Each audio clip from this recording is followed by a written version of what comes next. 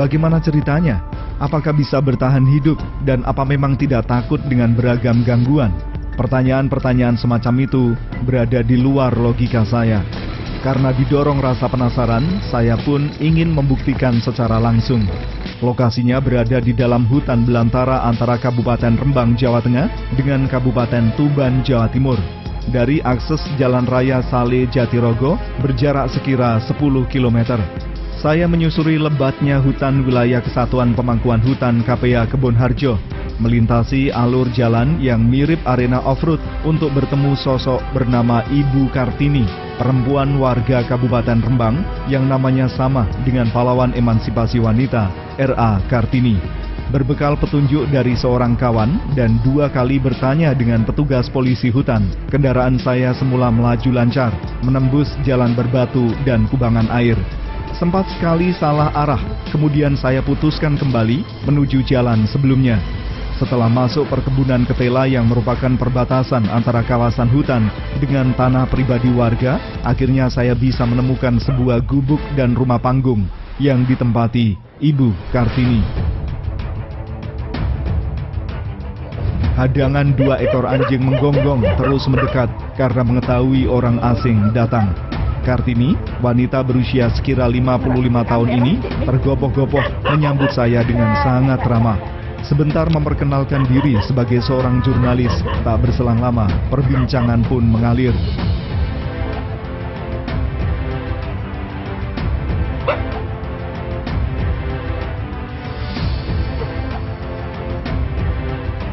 Pertanyaan pertama yang saya lontarkan, bagaimana awal mula memilih tinggal menetap di hutan seorang diri?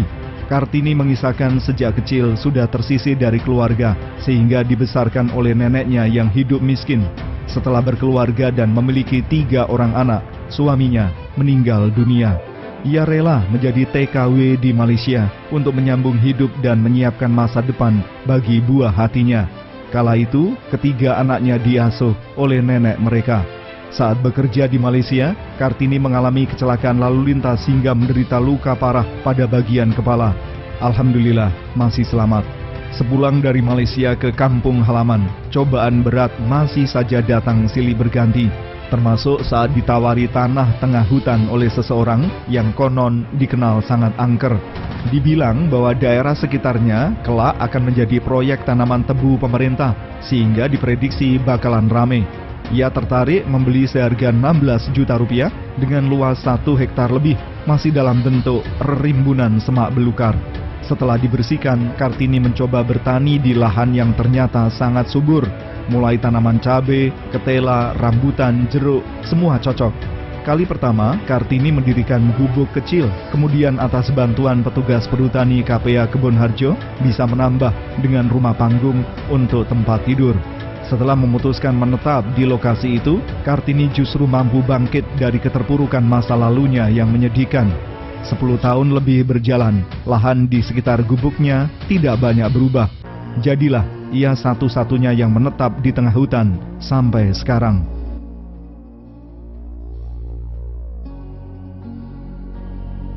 Pak ning grumbul. Masa nih kan gak ada siapa-siapa aku di dalam lahan. Nggak ada. Kok nggak sungai nggak ada apa-apa nggak ada terus. Nduk kene ya ketipu juga aku ini. Pendek kata ketipu. Nduk nanti kene iku karepe dige lahan tebu kok iku bupati ngedekno kantor ning kene lahan tebu. Iku ono kantor ono pekerja kan ono kantoran ning kene ngedekno intine perumahan nggo pekerja-pekerja. Sebenarnya rame kene. Lah itu saya semangat terus oh iya di sini kan jauh saudara sana saudara aku bisa. Kondisinya waktu itu gimana Bu? Tengah. Wih, gerumbul banget ini nggak seperti ini. Kondisinya pohon jati. Gerumbul jati sudah habis dijarah orang pokoknya. Itu pohon duri apa? Ri panjang, serut, pokoknya duri-duri semua. Ri rambut, ri bandil. Oh, enggak kebayang hidup. Enggak, bener waktu itu saya makanya mungkinkah saya hidup di sini untuk babat ini aja? Nggak mungkin tenagaku, harus tenaga lelaki. Apa saya tak membayari saya gini terus. Itu menjelang akhir dari saya penggarap sawah itu kebetulan hasilnya bagus. Terus uang itu waktu itu saya punya sekitar kurang lebih 10 juta. Terus saya pakai biaya babat di sini. Pembersihan. Iya, pembersihan lahan itu lelaki 3 lelaki itu orang bongket itu enggak. Ini tunggak banyak karena ini pemotongan orang babat. Sangat lebat waktu. Orang stroke waktu penjarahan hutan, Gus Dur. Ini itu ceritanya Pak Mantri yang dulu, yang sudah pensiun sekarang. Dipakai sembunyi maling-maling tuh truk itu standby-nya di sini. 4 truk tuh nggak kelihatan. Terus bangun rumah ini gimana Bu ceritanya? Nah, dulu kecil, gubuk kecil. Waktu ada orang babat, saya itu beli dolok-dolok dari orang tani di sana. Saya dulu kan saya minta tolong orang pekerja-pekerja, "Nek tolong ya dekno cagak." Belum ada payen, belum apa, alang-alang saya pakai penutupnya semalang. Ini bekasnya masih ada Iya, nih. alang-alang. Dulu ilalang semua. Kecil ini, saya pakai tidur ini, dapur ini, naruh barang-barang ya berantakan. Orang kita tani ya butuh alat. Sedang tempat nggak ada ya, gedeknya itu ya belum ada waktu itu. Terpal itu saya taruh, saya ngarit itu kan biasa ngarit di sini tuh gini ngomong sama ya saya denger ternyata sendiri. Ada lagi uangnya ngarah kuat suwe. Dhisik setiap digarap uang kan orang nanti setahun uangnya dimati gitu. Dan Terus di sini meninggal. Iya, waktu itu memang di situ tuh ada intinya kerajaan hantu itu ada iblis. Memang kita mau percaya nggak percaya memang ada. Dikenal angker sini. Iya, benar di pojok sana, pojok lahan itu. Nah, dulu ada jurangnya. Ini kan udah saya udah. Saya gini denger kata-kata itu gini. Orang kerja juga ngomong gitu. Nggak akan tetap. Gini bukan takut gini, bersyukurlah andai kalau ada apa iblis yang bisa ambil nyawa manusia daripada saya hidup tapi misalnya nggak bisa selamatkan untuk anak saya lebih baik saya apa mati.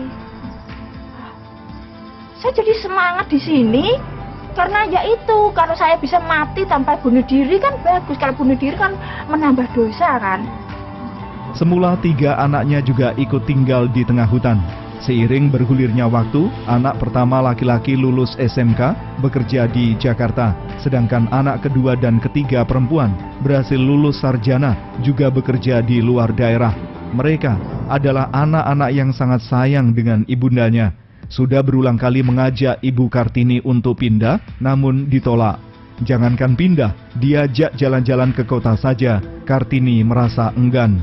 Kartini mengaku sudah kadung cinta dengan tempat tinggalnya sekarang yang memberikan kedamaian dan ketenangan batin. Hal itu menurutnya sulit tergantikan.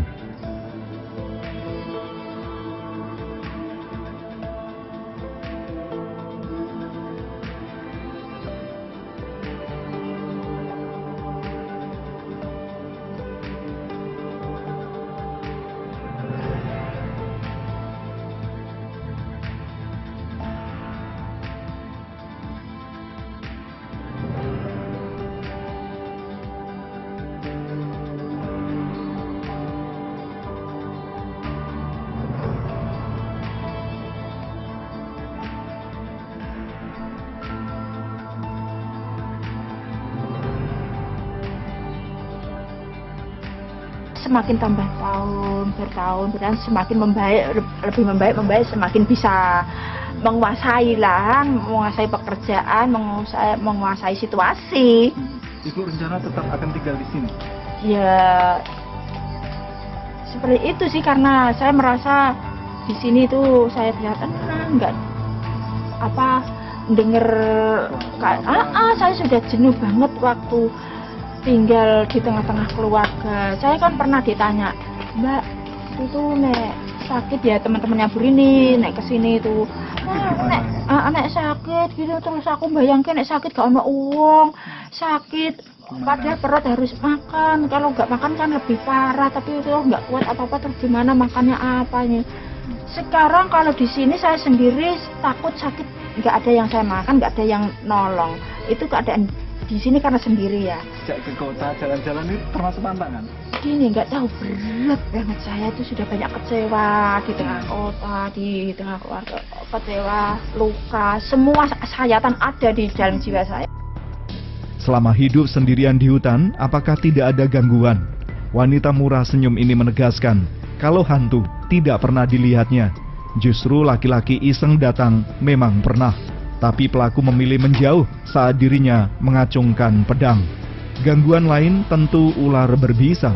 sudah berulang kali menjumpai ular berbisa, bahkan masuk ke dalam kamarnya, sehingga terpaksa ia bunuh. Tengkosnya, ini rimba semua rimba belantara itu kan hutan jati besar kan baru ditebang hari ini, baru selesai. Jadi kan rimbun banget. Apa ular? Enggak. Ya, ular tuh kalau saya memang dari kecil gak takut sama ular ya, sering. Saya tidur tuh ada ular tuh sudah sering.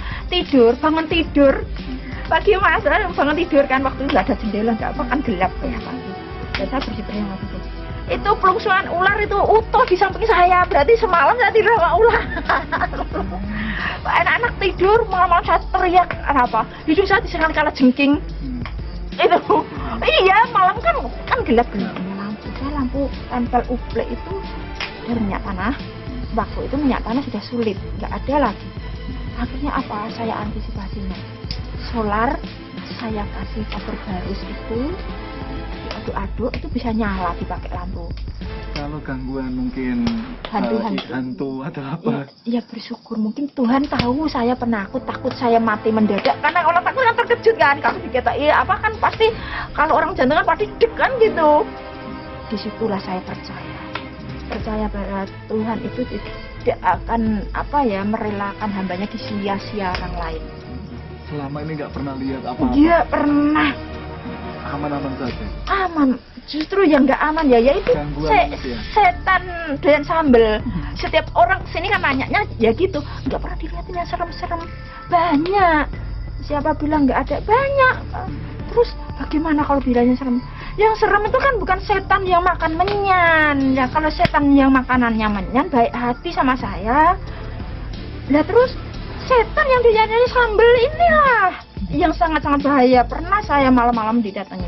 Tapi bisa ya karena saya ya itu bukan saya dari situ saya belajar bicara. Dulu saya sangat halus. Bener anak saya juga kaget.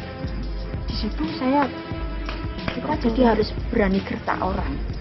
Walaupun kita nggak bisa apa-apa, nggak tahu apa-apa. Pernah ada diganggu kemudian dengan gertak? Iya, bener. Gertakan saya apa? Saya itu bawa pedang. Padahal saya ini membunuh. Jangankan kok manusia, kok ayam itu darahnya banyak. Beneran kecil itu aja. Saya nggak berani, takut dosa, takut kasihan, nggak tega ada hewan menderita, saya nggak tega. Jadi saya itu nggak sengaja itu orang itu bantu saya bikin sumur. Itu punya pedang tuh ditinggal di sini. Ya intinya bukan sengaja ninggal ngasih, enggak. Dia itu kebanyakan bawa barang. Akhirnya biar aja di sini. Ya udah biar di sini biar untuk keperluan apa-apa gitu. Akhirnya sama saya itu ya itu spontanitas saya ini. Oh, pedang. Kamu sudah tebal kulitnya gitu. Gubuk dan rumah panggung milik Kartini dulunya mengandalkan penerangan lampu teplok. Malum, di tengah hutan tidak ada jaringan listrik. Tahu sang ibu memiliki pendirian kuat tidak mau pindah. Anak-anak Kartini mengusahakan jaringan listrik tenaga surya. Kini kediaman Kartini sudah terang pada malam hari, termasuk bisa cas handphone dan menghidupkan mesin pompa air. Soal kebutuhan sehari-hari manakala ada kekurangan, kebetulan ada warga yang biasa menggarap lahan persil perhutani mau membawakan barang dari dalam kampung. Tapi pada dasarnya Kartini sudah terbiasa makan seadanya, memanfaatkan beragam tanaman di lahannya sendiri. Bagaimana untuk mengusir rasa jenuh? Kartini menunjukkan sebuah radio di dalam kamarnya. Radio itu pula yang menjadi teman menuju peraduan hingga terbangun saat pagi tiba.